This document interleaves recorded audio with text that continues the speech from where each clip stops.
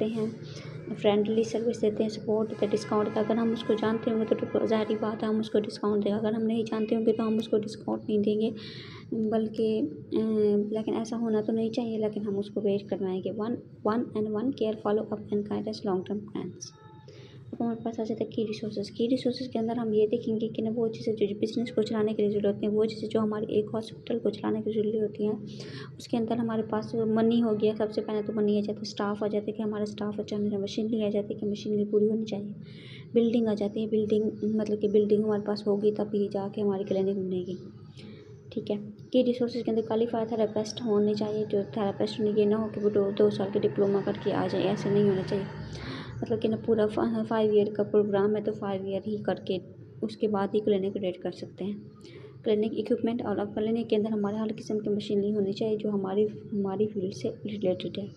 Support staff होना चाहिए, वो सपोर्ट करने वाला होना चाहिए। ठीक है, अब उसके बाद हमारे पास रेन्यूस टीम आ जाती है। रेन्यूस टीम के अंदर आप अपना पैसा कैसे अर्न करेंगे। हम पेशेंट के थ्रू पैसे कमाने के लिए तो नहीं बैठे, हम पेशेंट का इलाज करने के, हम जितने पेशेंट को सही करेंगे उतने ही हमें अर्न होगी। ठीक है, इसके अंदर प्रोडक्ट सेल, हम अपने प्रोडक्ट को सेल करके भी पैसे कमा सकते हैं। सर्विस चार्जेस हम चार्जेस ज़्यादा बढ़ा दें तब भी पैसे कमा, सब्सक्रिप्शन करके भी पैसे कमा सकते हैं। ठीक है, रेन्यूस टीम के अंदर हमारे पास कंसल्टेंट फीस, ट्रीटमेंट चार्जेस हो गए, रिहैबिलिटेशन पैकेज हो गए, प्रोडक्ट सेल्स हो गए। अब हमारे पास एक और पॉइंट है कि एक्टिविटीज़ के अंदर हम ये देखेंगे वो काम जो बिज़नेस को चलाने के लिए ज़रूरत है। मतलब हम जो हमारे पास जो पेशेंट रहता है हम उन पेशेंट को कैसे डील करते हैं।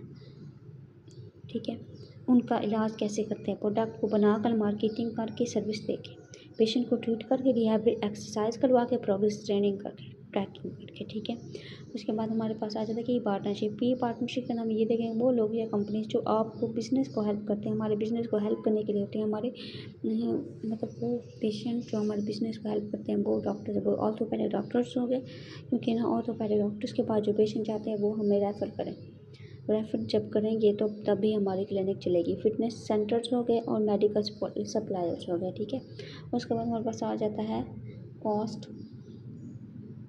उसके बाद हमारा कॉस्ट है क्या, हम ये देखते हैं कि बिज़नेस चलाने में कितना खर्चा होता है। कि हमारे पास सबसे पहली बात तो ये है कि हमारे पास मनी होना चाहिए। ठीक है, कि बिज़नेस चलाने के लिए कितना खर्चा होता है उसका मतलब कि हमने अपनी क्लिनिक क्रिएट की है। ठीक है, वहाँ की जो क्लिनिक का रेंट और जो हमने स्टाफ अपना रखा है उसकी सैलरी हो गई, और वहाँ के जो इलेक्ट्रिसिटी के बिल हो गए, रॉ मटेरियल हो गया, बाकी भी छोटे मोटे अखराजात हो जाते हैं। Rent and utility and staffs की सैलरीज हो गई और इक्विपमेंट कॉस्ट हो गई। ठीक है, अब हमारे पास इसकी समरी ये फोकस ऑन पेशेंट रिकवरी। हमें ना